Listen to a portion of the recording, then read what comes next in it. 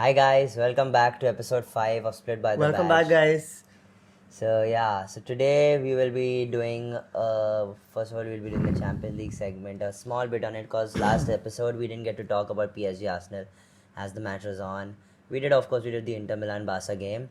Then we will do. So, by the way, guys, we are back in Mumbai. We are back at we are finally back with this set. this. As you're wondering, you might be wondering where's the Madrid jersey. I think the Madrid fans are a little embarrassed to put their scarves out. So, No, I just don't want to jinx it more. We just finished up. While we are filming this, we just finished up the Mallorca game, which Jacobo Ramon. Yeah, he scored. Jacobo, am I saying it right? My head is really messed up right now. His name is Jacobo anyway. Yeah, correct. So he scored. So he scored in the what do you call it? I mean, in the final minute. Yeah, of the he game. scored in the end of the match to win the game for Madrid. So that's why my celebrations are prolonged till at least tomorrow night. But yeah, mostly tomorrow night is going to be the happy day that we win the domestic treble. So yeah, Visca Barça. Oh. So He forgot where his logo is. yeah, because normally it's over here. So yeah, like I was saying, I'll get back to it. So we will do a little bit about the Champions League. Then we will do about the Europa League. And then the Conference League. And then we will do a little bit about league roundups. And then in this episode I think we have a little a segment called transfers, rumors, and what are our thoughts about that. So yeah, I think we should get the episode started. Yeah, definitely. I think we. Oh yeah, I forgot one important point: the midweek El Clasico game. Yeah, I forgot that match. So that will be a big talking point in this episode. Yeah, that's going to be a huge talking point. I didn't want to bring that up until later on. Okay, so let's start off with, though we touched on Inter. We did speak on Inter, Barcelona. Yeah. And now Inter through to the finals. Now we have PSG on the other side with the PSG Arsenal game. Yeah, it was a good game for watching. Initially, but it was definitely not close to the Inter Milan Barca game if we talk about entertainment. Because PSG Arsenal was a pretty dead match. It was like, I don't know, Arsenal started off very well and then somehow PSG got into the game. And then again towards the end, Arsenal somehow getting back into the game, but then PSG just kept them at bay. And so then the final score ended with a 3-1 victory for PSG and PSG went to the finals. So that's why I actually started off. Sorry, that's the reason I actually started off with the Inter Milan and Barcelona. Yeah. Because we can immediately get into predictions for the finals. Because now it's going to be the finals on the 31st. I think that's in like 15 days, 16 days. Yeah. 16 days. So I think personally I feel that it's going to be an awesome game because it's like again it's like they're going to be a Barca Inter Milan game because Barca and PSG have a similar attacking style. And Inter Milan are like just too good on the ball. We saw that in the Barca game. Like I said in last episode we want Inter Milan to win now. I definitely want Inter Milan to win. I think this is the only time where I think we both can be in agreement. Not for anything else, but I think I said this in the last episode as well. Inter Milan have been working tirelessly for the last few seasons to get into the finals. Consistently they have been trying. 2 seasons ago they were in the finals. They lost the finals, 2 seasons ago. They lost it to City 1-0 where Rodri scored that winner. So that was the season where Madrid got kicked out by City itself. Yeah. And City went on to win it. Yeah. So there's that. So what do you think will be the final score? So I think Inter Milan will. We will touch on this a week before the game itself. So but do you want to do predictions now or do we wait for it then? I think we should just wait for it. Because since we have I think there will be 2 more episodes before that happens. Yeah. So I think we will keep that for a future time. So now I think we will go to the Europa League. The Europa League was pretty obvious that United are going to reach it. But somehow the match started off with Athletic Bilbao scoring the first goal. And then it was like, So I think it's an all-English final. Yeah, it is an all-English final. So let me just talk about the United game. So then it was... So United, of course, they were down 1-0 and then somehow they scored 4 goals and then on aggregate they won 7-1. So which was surprising for United. Yeah, it was very good. They had a very... The scoreline compared to present United doesn't sit right with many people. Europe, but Europe, they did it good. Yeah, they are different gravy this season. And then we know that Tottenham. It was not going to be surprising that Tottenham are going to reach the finals, but it is surprising to see Tottenham versus United in a Europa League finals because First of all, as we know that in the Premier League, they're not 15, doing 16. well. Yeah, Yeah. they're not doing well in the Premier League. But I mean, like if you see that they're both in the finals, I mean, it's a commendable thing. So yeah, I think. Yeah, So I want to that's- roast myself for a second here. Somebody said you all are talking about La Liga being better than the Premier League. A 15th and 16th place team Yeah, has I a get chance that. to win a trophy over I get Madrid. that. Yeah. And this time, this season. But I think we see Mbappe has already won two trophies, two team trophies in Madrid Yeah. by playing this season. So I mean, technically, though it is last season's, it categorizes as the season for him. So yeah, For him, it's two trophies. It's of course, but Yeah, it's not, I mean, you so- can't change facts and his stuff. So yeah, Someone's salty, and I'm trying not to salty. cope. Yeah. I know what he's going to say. So yeah, so I mean, hopefully that will be an interesting match as well. And on the other hand, Conference League as well. It's Chelsea versus Betis. So happy to see a Spanish team in a European final this season. So I mean, like we Yeah. would have seen two, but then it was just not meant to be. But yeah, whatever. I mean, like Betis have been playing very well as well. They had a very good game against Fiorentina. So yeah, Anthony has been playing well for them. Isco has been playing very well for them, and Chelsea have been. I mean, like whatever, they can field four teams, but still, I mean, the main team is good enough to reach a European final. So I think it's a good thing. And yeah, I mean, next season Champions League is Premier League. I think will have around 5 teams, so definitely. Plus, Yeah. I think they can have a potential sixth, if whatever only time will tell that, of course. So yeah, I think that's it for the European competition segments. Do you want to say anything about that? No, I think you pretty much covered it all. Yeah, no, it's just that. I mean, So, my mind's not working because I'm still trying to cope with the Madrid's form this season. So then I think we can go. That's a good speaking about- segue. yeah, speaking That's about a good Madrid, I think we segue can go into- to that segment. So yeah, this one is of course the El Clasico, which happened midweek. Um, So first, I think I don't remember our predictions. I think it was we all actually. Last episode we had my friends as well from United as well with us. So we I all said Madrid predicted- is winning. We all predicted it to be a very good tight game because obviously we didn't And it expect. was. Yeah, it was a very tight game. So yeah, for those who don't know, the final score ended for 4-3 in Barcelona's favor. Barcelona won that match. So it was a good game. I mean, Coming back from a 2-goal deficit. yeah, with the So we drew first blood.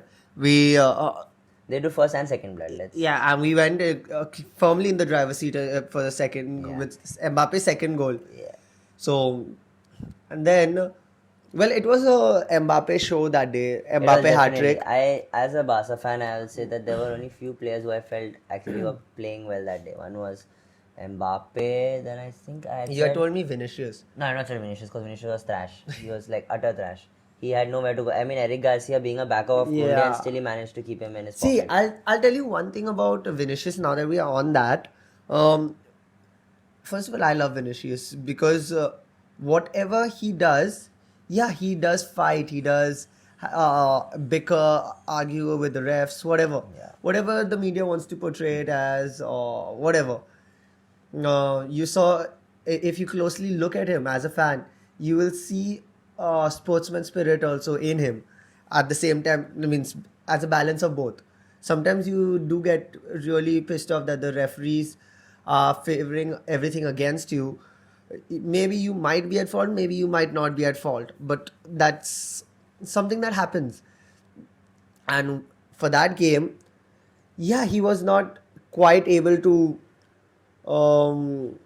keep the ball with him for the most part. There were a lot of good sliding tackles, a lot of good normal tackles as well, to take the ball away from him, to stop him in his tracks, and maybe he's loose with his touch. But I think the only one who was really trying, other than Mbappe, of course, is Vinicius. He made those runs. He kept Yeah, I think he he kept gave- pushing. he gave His two was the assists as assist. well. Yeah, both were the both goals were his assist. I know one goal was his assist. One was His unselfishness, which he could have got a goal easily. He would have got a goal. He ran. He got the entire thing. He passed it across think so, goal yeah, for yeah. Mbappe's hat Oh, trick. yeah. That was the third goal. So I remember which one. No, He but could- that one, his angle was tough. So yeah, I mean, obviously, I mean- passing it to Mbappe also is a good. I mean, Yeah. So he did get two assists. I remember one was a Trivela, I think Okay, so was the Trivela his? Trivela was the second goal, yeah. The second goal would have been a Trivela. So it was his. So yeah, he did get 2 assists. So he did get 2 assists. So technically, on stats also, he was one of the good players. On the field, he seemed lost for a small spell of time, which we cannot do in such a big game. Yeah. Also, I think that there's a very big stat about this game. So I think for 24 minutes, I think after they scored or before that, Madrid were pegged into their own half. They didn't even enter Barca's half for like 24 minutes. Barca completely dominated them for 24 minutes of the match. I think that's the part of the game where Barca did the comeback. I'm not sure about that, but I'm sure about the 24 minutes.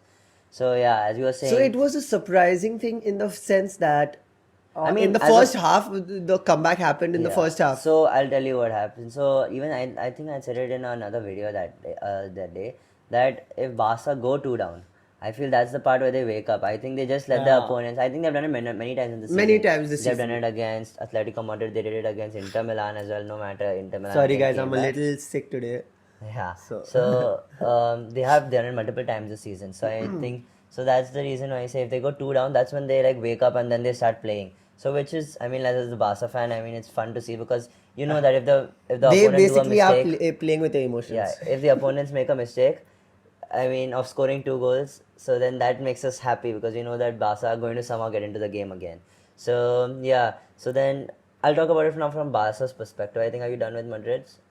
Yeah, I think so. The only thing I could touch on is Gonzalo Garcia, was it? Who at the end he had that last. No, Munoz. No. I'm not sure. One of the academy players. Yeah, he was from. I fun fact about that guy. He hit the post, no? No, he didn't hit the post. He just completely skied the shot. Yeah. Yamal hit the post at the Inter game. Yeah. No. I thought have you already blocked it out completely? No, I remember that. I thought he had hit the top post and it went out. But then I thought that's how it went when the match was on. And then when I saw the replay, I was like, oh, he was. So yeah, he was also a La Masia. Yeah, he's from the La Masia Academy. So yeah. Still he plays at Madrid. Yeah, and still he's not being able to. I mean, like at such a big moment, if he couldn't do anything, I think. So I mean, he deserves to be a La Fabrica. I mean, no, but that was his first touch of the game. It was. So I mean, as soon as he had come, he didn't have time. Yeah. People were saying if Rodrigo was there, Rodrigo would have finished it. And things like that. And yeah, I think a more experienced player who would have the composure. 100% the composure would be there. Even if he had a few touches of the ball, he would have been able to at least keep that on target. But because that was just his first touch of the game, his first touch of playing professional football. For Madrid, yeah.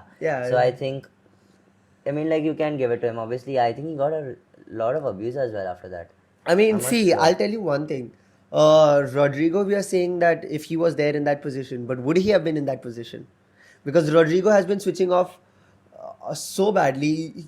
This guy, the academy player, he from nowhere, he wasn't even in the screen at that time. It was supposed to be Endrick's goal actually. It was the run for Endrick, and he sprinted faster than Endrick and got to the ball first.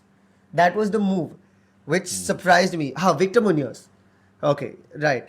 So, Victor Munoz, he sprinted so beautifully, got to that. Yeah. I know. I was watching the match and I saw that moment. I was like, oh. And as soon as he came on, I told my friend, I said, imagine if he comes on and he scores. Because, it was just, so these academy players, they always have that in them to especially perform against, whether it, a Madrid player will want to perform against a Barca, or a Barca academy player will want to perform against a Madrid player. So, I wouldn't be shocked or surprised. But when he missed that, I was like, okay, thank God he missed it. So, yeah, you were saying? Yeah, so that only about Rodrigo. Yeah. So, yeah, I think Rodrigo wouldn't have even reached that. A hot take it is. So, maybe y'all can tell me what y'all think about it. But according to me, I don't think Rodrigo would have reach that ball in time. Forget finishing, because Rodrigo's style is playing far off in the wing. He doesn't but maybe drift into the center. I think there was a lot of empty space as well in that particular part. Also, it was Endrick's. Also, there was one more part. This is to commend Barca's defense. But there was one more time when Vinicius had got the ball out and then he tried to play cross into the box and then Christensen intercepted. Yeah. That was a Christensen. did. And he came back from injury. Yeah, that day, Christensen really surprised me. And I think many of the Barca fans also were a bit surprised because he came back from injury, as you said. Yeah, but we have always known Christensen to be a very consistent player, even though he is on for being sold and stuff. But the thing is, he's been always very consistent and he never cried about not getting playing time and stuff. So, we really respect him as Barca fans. So, I think I'll talk about it from a Barca perspective. So, for us, it was a very beautiful game to watch because Barca completely dominated once Madrid went 2 up. It was like completely after that, Barca just dominated the game. They were trying to set into a rhythm, I think, first, and Madrid and capitalized. I think initially it may have been, still the Inter Milan thoughts playing on the mind and all that. Could be. Then I think once they realized that it was Madrid, I think they realized that, it's a small thing for us. It's like we have done it 3 times three times this season. They had done it. Yeah, I was thinking we had done it more, 3 times this season, we can do it another time. And they did do it. And Madrid at the end of the match, they gave a scare to Barca. But Barca... Madrid could have easily been up much more. I feel Barca as well as the final goal of theirs. I don't think Barca had many shots off target. Yeah. Per se. But whatever they did, it was properly saved by the keeper or by the defense. Yeah, that definitely. But I think Madrid had many chances which they skied the shots or played the shots wide. So those were the things which were something. And also that in the end of the match, it is a very controversial decision what happened because the same thing was like, it was a controversial decision, but as we won it, so that's why it's not been spoken a lot. But then even the thing is, the reason why even Barca fans are saying it because even Valverde did not complain about that being a handball. He himself understood that the 5-3 which Foreman scored. Correct, but y'all anyway won, so it wasn't a decider. But I would say about that, and you had argued with me about Choumeny as well. So I'll touch on both very briefly. Furman, his hand was wide out. No, his hand was over here. In the shot, it came out. It bounced over here. His hand was around here. Yeah, but it bounced over here because it bounced from the ground and up. So obviously you can't move your hand. It's in an so it's that's the same way that I think they gave Choumeny as not a handball. Yeah, but the thing with Choumeny was you can see that he's trying to pull it back behind his back to not get that, and it hits his elbow while he's pulling his back. The elbow. It hits his entire hand. Because I was also thinking of that. This debate can go on for a long time. Yeah, so I think maybe another thing which you all can tell us about, whatever your takes are. What do you all think about it? Was it it was definitely controversial, but in the end, we both know that a Barca fan and a Madrid fan will keep on arguing about this. So I think we've had around almost a week to constantly argue about this, and my God, we have taken our time arguing this same point. So I think that's about it, and I think Barca played the match against Espanyol today, and like you said, Madrid won the match in the end. Of course, as a Barca fan, I wanted to see Madrid win this match, just so that because we didn't want our celebrations to come fast, we wanted it to especially since it's against Espanyol, we wanted to celebrate it against Espanyol once again in the middle of the ground again, since they are our supposed Catalan rivals. But so I think tomorrow is going to be a very good big day for us. And I think that's tomorrow you're playing Espanyol. So we will God, if they lose. I was telling David that itself. Imagine if we somehow lose tomorrow and then we just come continuously. It looks very unlikely to happen. Very unlikely. But the only way Madrid can win is 3 consecutive losses, I think. Three consecutive but I think if Madrid even drop any points from now on, and we have to. We cannot drop. We have to win all the matches. You all have to lose all the matches. How many matches? 2 matches left. Yeah. So enough of the El Clásico. I think we can move to the just do a touch on the top 5 leagues, what is happening and stuff. So we know that Barca are one win away from the title, and Bundesliga as well. Finally, Kane won a club award, as we know that. It was we'll call it a trophy. So finally, he did win a trophy. And we were speaking about Italian football. Coming to Italian football, since we're talking about finally winning a trophy, so Bologna have finally won a trophy. They have got a trophy after 51 years. So which is commendable. Congratulations, Bologna. Congratulations to Bologna, definitely, and all those fans as well. So that's a very good thing. And speaking about Italian football as well, the Inter Milan, the Serie A race as well is Inter Milan, Napoli. Touching up to be a very good race. Yeah, they're going head to head. Very good. I wish it was Madrid Barça this season like that. But yeah, I think the league have already come up with it and said that if both teams are on the same points, no matter the goal difference, the head-to-head, they're going to have a one-off game of Napoli versus Inter Milan. That would be, of course, going to be an insane match. That would be insane. I mean, the winner of that match, it's a winner takes all. For a neutral, the old Nike ad.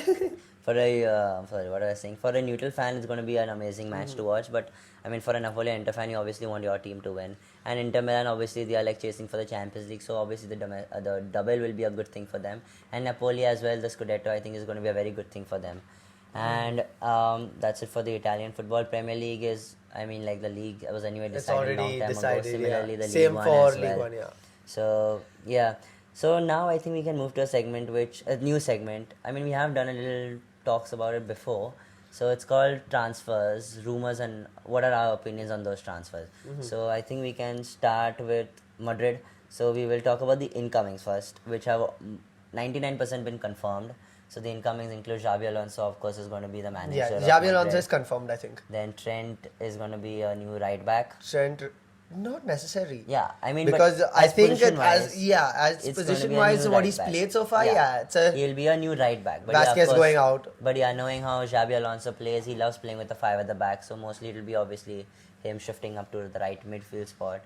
And there are many more rumors as well for Madrid as well. I've forgotten to tell you about that as well. Grimaldo, he might, because he obviously played with Xabi Alonso as well, so he might, but who knows, whatever. I mean, we were talking about even Florian Wirtz earlier. Yeah, so many, I think now since there Xabi are many Alonso linked with Madrid per se, but nothing confirmed. I think only ones which are confirmed is and Trent.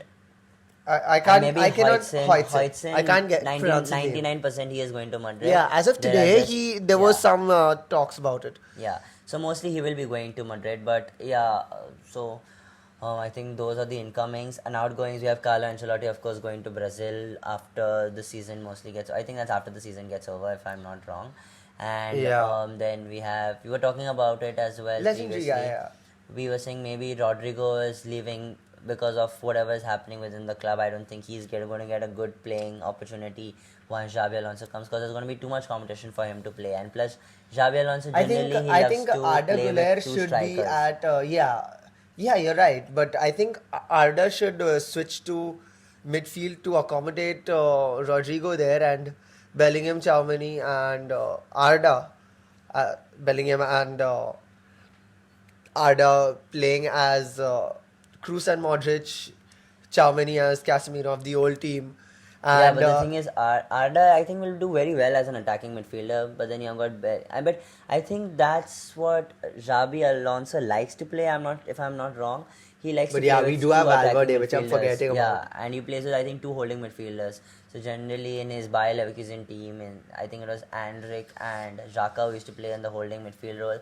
So that would give Florian Wirtz and sometimes Hoffman as well a chance to go up top. So I think he does like to play with 4 midfielders, but it just depends on how is he going to fit it when he sees this Madrid team, because they've got a lot of attackers available for him. And so close to 0 defenders. Yeah, I mean today we played.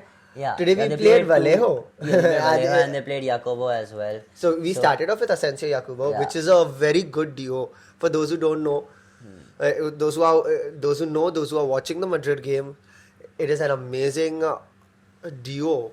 They do wonders in that place. I mean, not maybe to the likes of Rudiger per se, but for the defensive role, I think they do really good. Yeah, so obviously they do need defensive reinforcements. So that's why Hoytson is a very good, good choice for a defender for them, because he's young and he's got a good future. Plus he's a Spanish centre back, so it's a very good.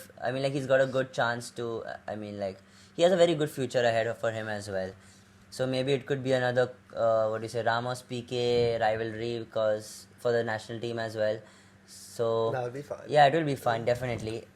So I think that is for they are both Spain, right? Yeah, that's the reason. I was talking about the Ramos Piqué rivalry was because of Kubarsi and Hoytson. But Hoytson or Asensio Kubarsi as well. So yeah, because Hoytson, all 3 of them, they have to compete in Spain. Yeah, But at this point, I think Asensio has got a more to work on for coming to the centre back's position in this national team, because I think the one position in the centre back is always mostly it's fixed for like.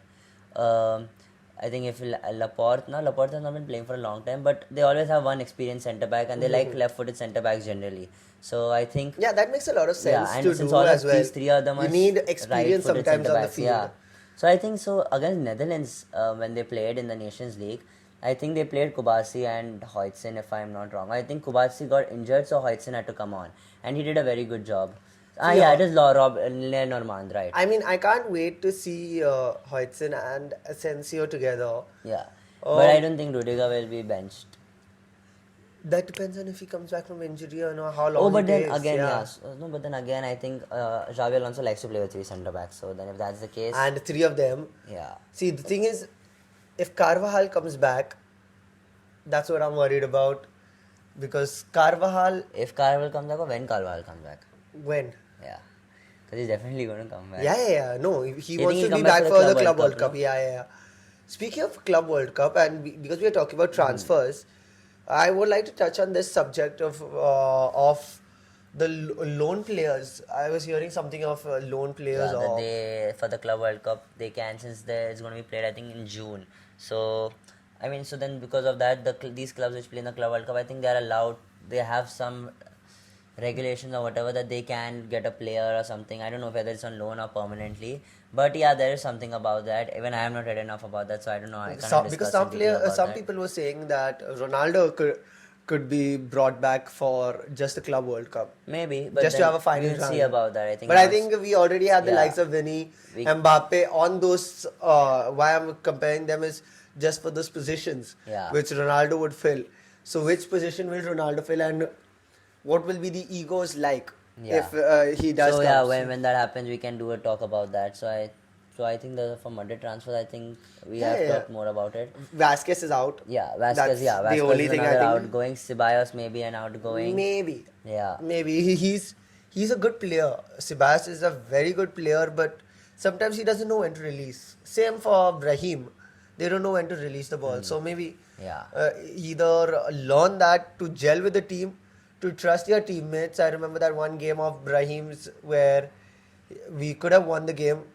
Yeah, Arda was open. Yeah. There was a Barcelona Copa del Rey. Correct. Yeah. Brahim was on the side of Mbappe on the left side, and he could have easily crossed it over. Nobody was covering Arda. He was completely onside. One touch from Arda, and we know that's a position where Arda can finish from.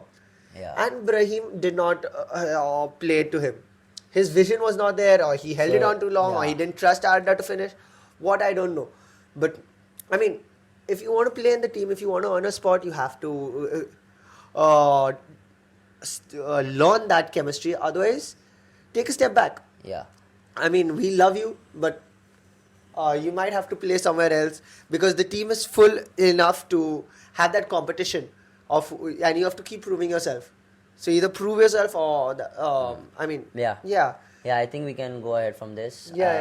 So like we said, I think previously we were talking about Florian Wirtz. He is most likely going to go to City. I think that's a good potential destination for him, because anyway they're looking for a De Bruyne replacement, and he is. I think he does match that. What do you say? That playing style and the profile.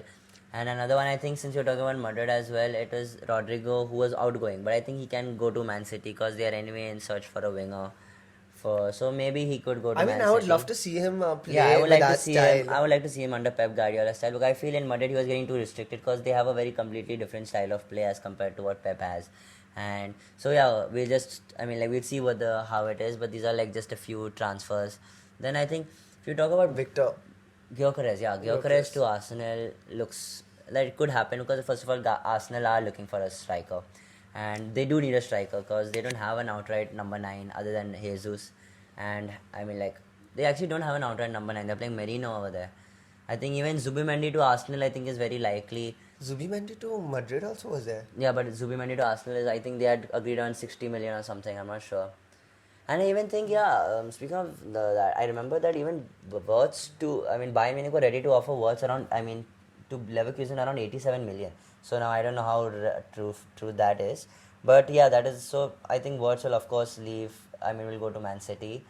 or Bayern Munich. Those are the two potential destinations for him. Then I think we talk about from a Barca point of view, I don't think, I mean, like Barca, they just need 3 signings, I think, and 3 positions. They need to strengthen the left back, the backup, a left winger backup, because we cannot, I mean, like, we have Rafinha, of course, but we cannot, what do you say? We cannot, for the long run, we need a right-footed left wing, right-footed left winger. We have, of course, Rafinha, who's been insane, I think. He is the front runner for everything. So we are looking for a right-footed left winger, and there are multiple names on the market like Nico Williams and stuff, but we don't know. We'll just have to see how it goes, and we need a striker like who can replace Lewandowski for the future. I mean, this season I doubt they will go for a striker because I think they will want for a striker. I think they will want to make a big money signing. So we'll just see. I mean, for me, I just want if maybe Haaland can come, but he's not a Barca style of player. But I mean, you don't know. Hansi Flick does wonders with all the players. So I think for the transfers as well, I think, do we have any other transfers we have to talk about? I mean, I'm checking here right now.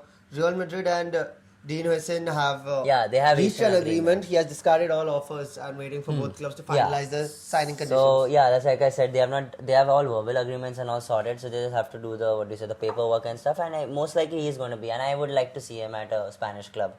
I mean, 26 corner kicks for Mallorca Madrid today. Yeah. So I think that's it for this episode. Yeah, I think we can end it here. Yeah. A pretty good episode today. It's might be a bit long. I'm sorry. We're sorry about that. Thank you for tuning in with us though. Because I think why the episodes get long is because first of all the season is ending, so there's more to talk about as the curtains close. So I think so I mean the episodes might get long. So please do. And also one important thing. I'm sorry to cut you off. For both Madrid and Barcelona and maybe any other team, do tell us who do you think is going to be next for the signings? Who do you think can come? Who do you want to see at your club actually? Yeah, who do you want to see at your club, and what do you think, which rumor do you think will come to fruition? I mean, all of that's something that you all can let us know in the comments. So I think that's it for this. Please do like, share and subscribe, and obviously just as much as you can, just share the episodes. Yeah, and turn on your post notifications because and follow us on Instagram because we changed our day of posting from Wednesday. We normally used to post on Wednesdays at 4, so now I think we are going to shift it to Thursdays at 4 p.m. So that's the change. I mean, tell us what you all also like, if you like it on a weekday or if you all want it on a weekend. Yeah. I mean, all of this we would love to hear from you also. Do tell us what exactly you all want. Yeah, and I think that's it for this episode. So thank you, Visca Barça, and goodbye, and good luck to all the teams. He's not letting me say Hala Madrid. Also. No, I will. Hala Madrid. And good luck to all the teams who are going to in this, especially in these final few match days. So hopefully your team can win a trophy. UCL final. Hopefully your team can win a trophy. Nations League starting. Hopefully your team can win a trophy. Yeah, hopefully Okay. Yeah. Goodbye. Okay. Take care. Stay safe and have a fabulous day ahead. Take care. Bye bye.